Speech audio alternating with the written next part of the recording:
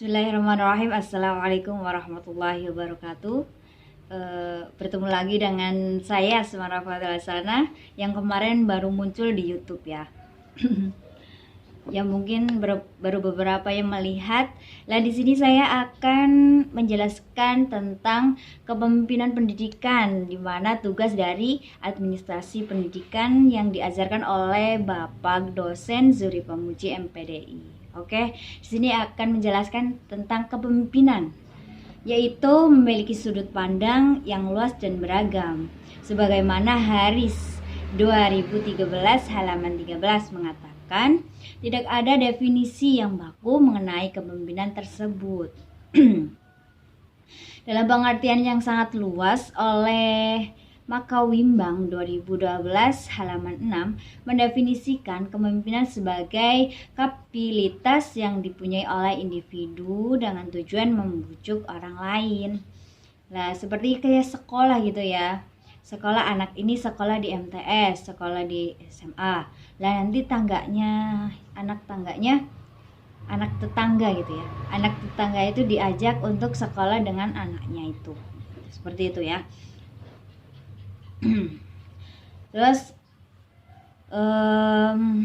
secara praktis dipahami sebagai kegiatan penataan dalam bentuk kemampuan diri untuk mempengaruhi tingkah laku orang lain supaya bisa bekerja sama dengan baik dan sesuai situasi yang akan dilakukan. Nah, di sini juga kepemimpinan juga diartikan sebagai kepiawaian atasan dalam menjalankan peran kepemimpinannya dengan tujuan agar bawahannya bergerak berdasarkan keputusan yang telah ditetapkan. Oke. Seperti pelajaran gitu ya, ditetapkan hari ini pelajaran ini gitu ya. Pelajaran ini harus bawa buku. Kayak pelajaran PKN harus bawa buku PPKN yang sudah ditetapkan oleh atasan seperti guru, kepala sekolah, seperti itu. Dan di sini juga dijelaskan tentang fungsi kepemimpinan pendidikan, di mana fungsi kepemimpinan pendidikan dikemukakan oleh Wajosumidjo 2002 halaman 82 mengatakan bahwa kepala sekolah selaku pemimpin pendidikan berfungsi sebagai manajer, pemimpin, dan pendidik. Lah, kepala sekolah di sini juga bisa menjadi manajer, menjadi pemimpin, dan menjadi pendidik.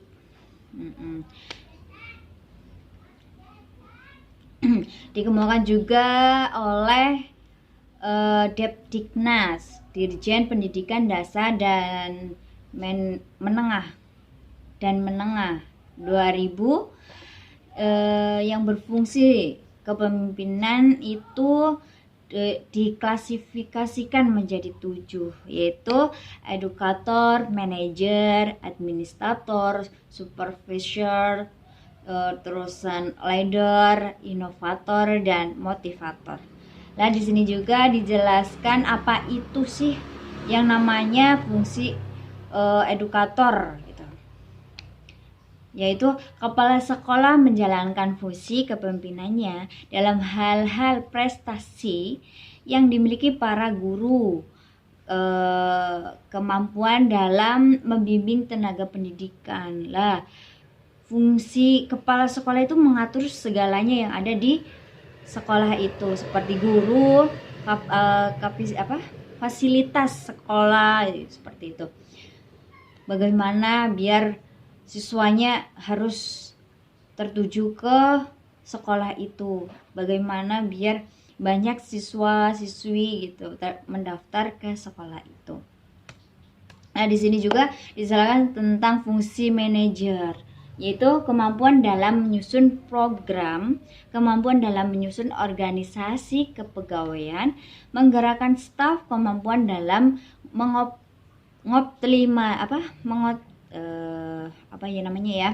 kemampuan dalam mengoptimalkan pokoknya yang memaksimalkan gitu ya daya institusi pada lembaga pendidikan yang ditempati itu.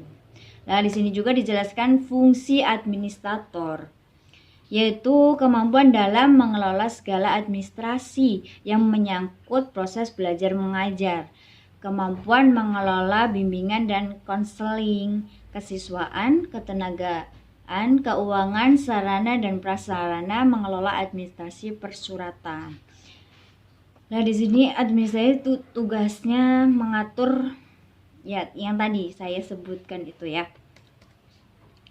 Di sini juga fungsi supervisor, yaitu kepala sekolah bertindak sebagai manajer. Tuh. Terus di sini juga fungsi leader. Apa itu fungsi leader? Kepala sekolah menjalankan tugas dan tanggung jawabnya sebagai inovator dan motivator. Di sini juga dijelaskan tentang fungsi inovator dan motivator. Apa itu?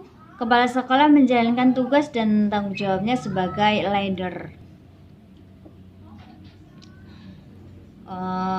Dikemukakan juga oleh Rohmat 2016 yaitu ketujuh fungsi kepemimpinan pendidikan menjadi 2 fungsi utama, yaitu fungsi manajer dan leader.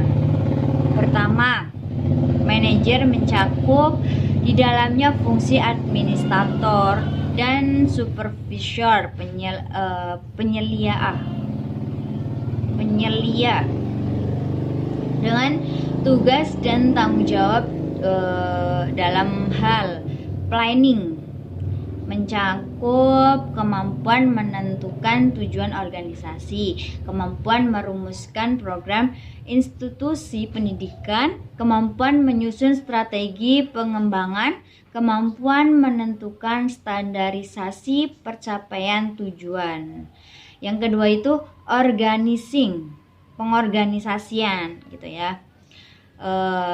Di sini itu kemampuan menghimpun dan mengordinasi SDM, kemampuan menghimpun dan mengordinasi sumber-sumber material institusi pendidikan, kemampuan menentukan sumber daya yang dibutuhkan institusi pendidikan, kemampuan menentukan kegiatan yang dibutuhkan untuk mencapai tujuan tertentu gitu ya. Terus di sini dijelaskan oleh Kamdani 2014 mengemukakan bahwa fungsi utama pemimpinan pendidikan sebagai berikut: mampu menciptakan suasana kerja dan persaudaraan yang baik sehingga pekerjaan yang dijalani terasa mudah gitu ya, seperti gotong royong gitu ya, seperti gotong royong dikerjakan banyak orang agar cepat selesai gitu ya. Seterusnya itu yang kedua, mampu mengorganisir bawahan sehingga tujuan dapat tercapai. Yang ketiga, mampu membuat prosedur kerja untuk kelompok dengan melihat lingkungan sekitar sehingga dapat memilih prosedur yang lebih efektif dan efisien. Oke.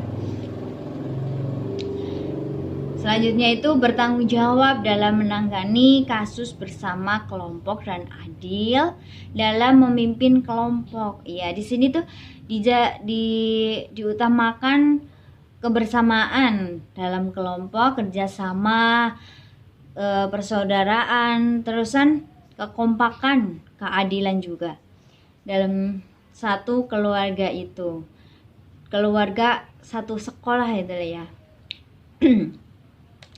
Nah, di sini juga dijelaskan oleh Wahjo Sumidjo 2002 mengemukakan kepemimpinan pendidikan sebagai berikut. Yang pertama, bertanggung jawab agar para tenaga pendidikan, staf administrasi, dan siswa menyadari tujuan institusi pendidikan yang telah ditetapkan. Yang kedua, bertanggung jawab untuk menyediakan segala dukungan, peralatan, fasilitas sebagai peraturan dan susunan yang mendukung kegiatan. Yang ketiga, memahami motivasi setiap tenaga pendidikan, staf administrasi dan siswa, mengapa mereka bersikap dan berperilaku baik, gitu ya, yang bersifat positif maupun reaksi yang tidak mendukung. Yang keempat yaitu sumber inspirasi bawahan. Kelima, menjaga keseimbangan antara tenaga pendidik, staf administrasi dan siswa, serta kepentingan masyarakat pihak lain. Yang selanjutnya yaitu menyadari bahwa esensi kepemimpinan adalah kepengikutan. Artinya itu kepemimpinan tidak akan terjadi apabila tidak didukung pengikut. Seperti kepala sekolah bawahannya staf, bawahannya lagi karyawan seperti guru gitu ya. Bawahannya lagi seperti pekerjaan TU, pekerjaan BK, terusan ada yang bawahnya lagi membantu gitu, maksudnya pembersih gitu ya, pembersih. Terusan bawahnya lagi siswa lah, itu biar seimbang dalam mengikuti dan menjalankan kepemimpinan pendidikan itu di setiap sekolah. Di kepemimpinan pendidikan juga dijelaskan tentang kualitas kepribadian pemimpin. Kualitas kepribadian pemimpin yang ideal penting dimiliki oleh seorang pemimpin, tidak terkecuali pemimpin pendidikan seperti kepala sekolah gitu ya. Seorang pemimpin harus mampu bertemu sesering mungkin dengan para anggota organisasi pendidikan dan tenaga pendidikan lainnya. Seperti pengumpulan gitu ya, kumpulan staf-staf guru-guru untuk membahas pembelajaran yang akan datang gitu ya, pembelajaran baru.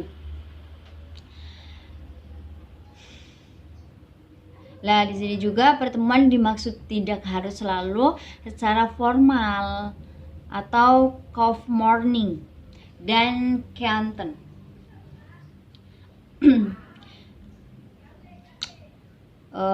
Tetapi dapat melalui percakapan ringan yang bermakna gitu ya.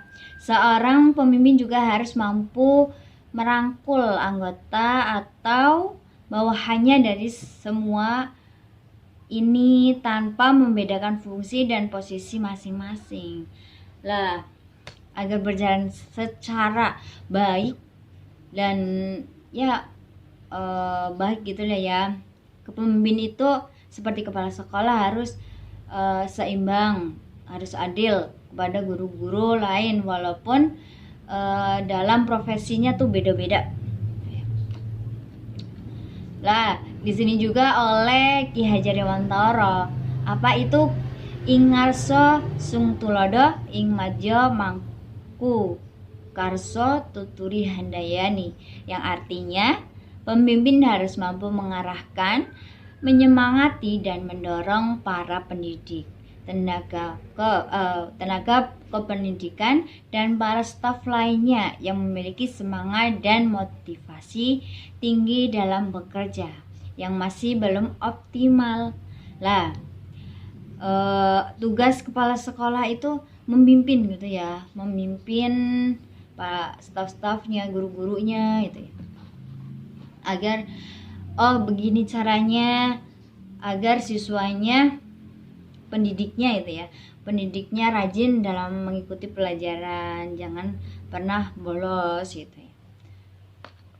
Pokoknya sangat besar kepemimpinan itu di masyarakat, di sekolah ataupun di lingkungan lainnya gitu lah ya, jadi pemimpin.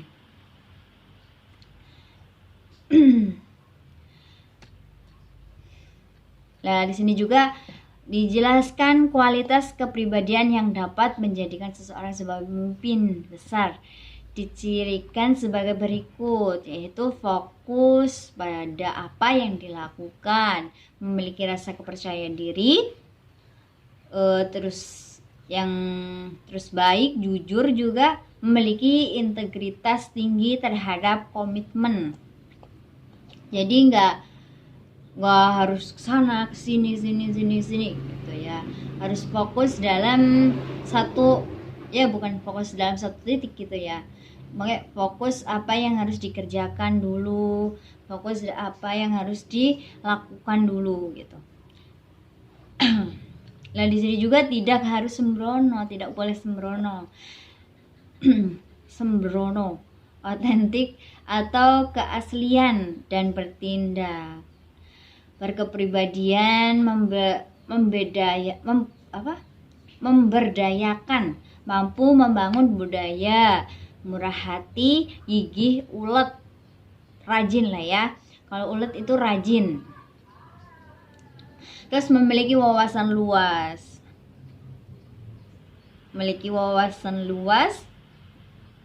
Terus mampu membangun budaya.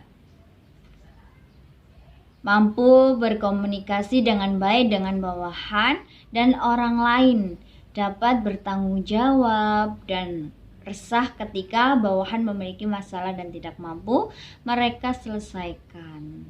Nah, di sini juga musyawarahkan jika bawahan kepala sekolah gitu ya. Bawahan kepala sekolah memiliki masalah, memiliki problem dalam pekerjaannya, itu bisa kepala sekolah meredakan gitu ya, meredakan pikirannya agar seperti ini, harusnya seperti ini, supaya mengarahkan gitu ya, menceramai gitu ya, cara pengajian gitu ya, menceramai bagaimana sih caranya, harusnya seperti ini agar berjalan dengan lancar dalam kepemimpinan pendidikan itu gitu ya. Oke, mungkin dari saya cukup ya, karena waktunya udah terlalu banyak dan mungkin sudah habis kata-kata saya. Oke, bila ada kesalahan juga mohon maaf, dan bukan ada kata-kata yang nggak sopan, yang nggak baik dan kurang dipahami, bisa komen di bawah gitu ya, di kolom komentar, dan jika ada yang ingin bertanya boleh ditulis di kolom komentar. Oke, sekian dari saya. Billahi taufiq wal hidayah. Wassalamualaikum warahmatullahi wabarakatuh.